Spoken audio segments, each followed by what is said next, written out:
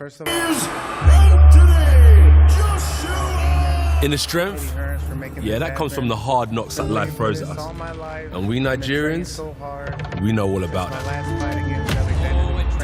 We don't stay down, we get up and fight. Sure, it's about speed, technique, quality of the punches, reach. But the real fight is with myself. And you know, I'm just ready. I'm ready for June 1st. But I can't carry this heavyweight title by myself. There's always got to be someone in my corner. And that's why I believe in Glow. We have that same tenacity, that Nigerian fighting spirit. That makes us game changers. You have to dig deep. You have to dig to be a world champion. To be a world champion. Yeah, we Nigerian. Yeah, we Nigerian. Yeah, we know all about that. Yeah, we know all about that. Glow, I halo, I halo. I'm gonna give it all I got, and we're gonna win this from Mexico. Viva Mexico! Good afternoon, everyone. I hope you're well. Thank you for being here. I'm better at doing more question and answers than talking about myself. So I'd like to thank Eddie, Rob, The Zone, Sky Sports, my sponsors who helped me prepare, my team. I've got my amateur coaches there, Sean Murphy, Gary Foley, their wives, you know, my dad there, his wife, my team, Ben, who took me to boxing years ago. It's been a good journey. The sport is tough, no doubt about it, but, you know, dedication, focus, and purpose gives me reason to kind of return to the gym each time. I won this title here, the red one, in my 16th fight. I think I was like 3 years into being a professional. And I just kind of wanted to take these challenges without overlooking Andy or his team at all. Andy knows what it's like to be a fighter when you've got this opportunity in front of you, what can come after. So naturally, we always look past. So when I was kind of fighting for that title, I always had my eyes on the next challenge, and the next challenge, hoping to get to the next one. Fighting Andy, for me, is just as dangerous as fighting Deontay Wilder or Tyson Fury, because they both possess their own skills, and it's a banana skin fight for me in both aspects. So I've got to take Andy deadly serious. I don't overlook him at all. I respect him. I respect his whole team. And I really respect the fact that he put his name on the dotted line to take this challenge. No challenge is easy. No matter what the bookmakers say or the odds are telling you, Andy's going to come in here, as we all know, and give me a real good fight, cause problems, and it's down to me as a champion to think smart, box clever, and out-skill, out-strength, and out-muscle Andy Ruiz to get that win. And there's no fight like after the fight. When your hands are raised, your opponent's been defeated, and you're thinking about sitting on a beach or going home to your family and focusing on the next challenge ahead. Right now, I'm only champion till June the 1st, because this is when I have to defend my titles. So I'm currently heavyweight champion of the world. June 1st, I put them up in the air, and they're up for grabs. So may the best man win. I wish you well. Good luck. Manny, good to see you again. And thank you for coming out, and I'll see you all soon. God bless. Sport is like just the title. Discipline, dedication is what underlies that in anything you do. Let's say you work, promotion, discipline, dedication. So that's the underlying factor of it all. So I've been fighting now as a whole 11 years, amateur, professional, and I work with only like a few people, Finchley ABC and GB Boxing. And these guys have been with me, developing me, and it was about time that we all came together with the support I had from Under Armour, and we kind of packaged everything we had learned, and we're trying to express ourselves, even for me as a fighter, because in my culture, you know, I'm Nigerian heritage, I can't talk back to the adults.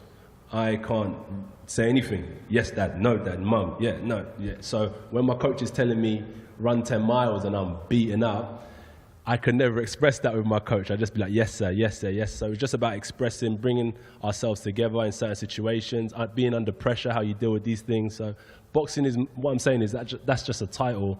What the underlying factor is communication, the discipline, dealing with pressure, and you can take that across any field, not only sports, and that's what kind of that was about, is building up the next phase of my career as a person, not just a fighter. Legend. Who is Anthony Joshua today, and who do you want to be in 10 years? Who is Anthony Joshua today? That's a good question. Yeah, I don't really want to be a legend because I just fade off. after sport and just be a family man, which is important to me. Who is Anthony Joshua today? Currently a fighter, a serious fighter, serious about my life. And in the future, I'm going to use my resources, my opportunity and my knowledge to give back to a lot of younger kids, I think. And it sounds boring, right? But through my opportunities, right now, I always believe charity starts at home. So you've got to take care of your family, number one.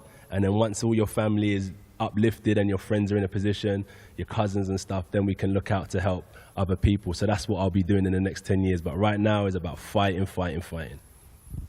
I learned a lot, you know, from the Parker fight, having to work hard, training harder, especially moving trainers with Manny Robles.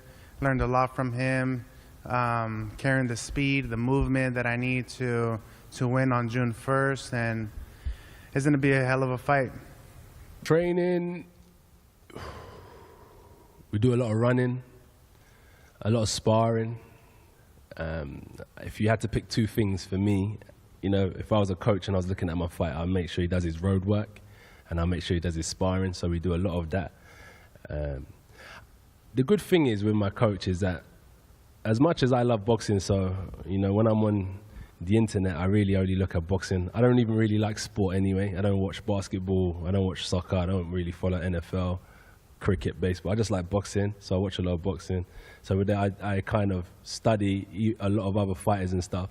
But we always just work on myself. Like my coach looks at me and he's like, Josh, this hand's low, that hand's low, relaxing the upper torso, da-da-da-da. So we've always just practiced on myself. The only change we would have had to make in training camp is when we was looking for another opponent, is if Ruiz Ortiz was to have taken the fight, I would have had to have changed to practice for a southpaw. But other than that, my coach has always been developing me as a person. Like Andy over here had 105 amateur fights, won 100 of them, came through the professional ranks, you know, basically undefeated fighter. He had a great fight with Joseph Parker. He's very experienced. My career has been a lot shorter than that. So my coach has been drilling me, working on fundamentals and basics. So the only changes we tend to make is not so much towards an opponent. It's only if he was to switch stance to an southpaw. Other than that, my coach is just solely focused on making me a better fighter. And I like that approach because I feel like this. If anything ever goes wrong, I don't blame, like say, oh, he was better than me. It's just down to me to get better. I've lost in the past. I lost my third fight against Dylan. I lost in the World Championships final. And I lost in the European quarterfinal. And I never kind of said that person was better than me. I just blamed myself and I thought I need to work harder and smarter. So that's like how me and my coach work in the gym. Love's a winner. If you're winning, you can fight anywhere in the world. Look, UK has been with me from the start, from grassroots, so I'll never forget where home is and where I'm fighting. But as a world champion, you have to fight around the world, so there's no problem with me. As I said, I love boxing because all you need is a ring, a coach, and a boxing bag. And we can take this setup, training camp, like we did to Miami, New York. We can fight anywhere in the world. So there's no problem with me fighting around the world, but I'll never forget where my home is and where the base is for me, and that's in UK. Cheers, mate. Also, what's good about fighting in UK, I think, is the emerging talent that's coming up as well. Some people are showcasing their skills on Saturday. So it's good as well to be fighting in the UK because it's nice to have some respect. Like Andy's getting respect for Mexico. American champions fight for America, we fight for UK. So it's good to kind of not forget that we're trying to lift up the sport in UK as well. Question, that's a very good question. That's a question that you might have to ask Eddie. Maybe you're trying to get me a little easy fight with Miller, you know, but that boy wasn't going to make it easy with all them drugs in his body, you know. That would have been a proper scrap. Like, that I was, you know, when I look back, I thought, you know, the guy's a big guy and all that, fine. I don't think he's a good boxer, but it would have been a proper scrap with all them PEDs in his system, but it is what it is. I would have had to break him down anyway. But that's a question that you have to ask Eddie. I don't know why we would have overlooked Ruiz. I don't know. That's a good question. But I think what it is that, in my opinion, Miller's with the zone. And he's promoted by Eddie, so it works well. It's easy to make. With Andy, he's with a different advisor and so on. So I don't know why he didn't go direct there, but sometimes it's easy to do good business with people in your stable as well. Hence why Miller was a competitor. Interestingly, Miller and Ruiz were going to fight previously, so it's like the same. We're all on the same playing field. Ruiz, Miller, myself, we're all fighting for the same cause, trying to be the best in our division. So I'm glad I'm fighting Ruiz as well, because he will bring out the best in me in terms of his style. You know, he uses attributes well, comes forward off the line. His left hook is one of his best punches. It's hurt a lot of people, and it's what comes after that as well. Miller wasn't gonna. I don't think he can box as well as Ruiz, in my opinion. But as I said, with everything that was inside of him, would have made it a good fight. Just to comment on that as well, I do think he's a tougher fight than Jarrell Miller. I think the Miller fight was made for a couple of reasons. One, it was a good fight. Two, he does work with the zone. And three, there was that genuine beef between them. And that was evident in the build-up. But I do believe this is a tougher fight than Jarrell Miller.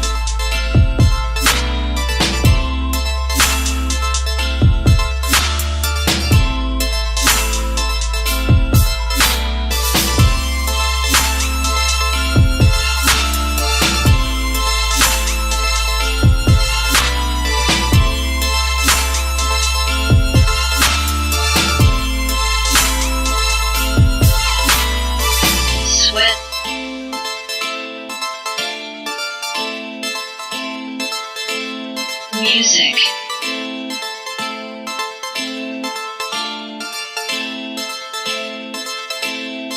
Sweat.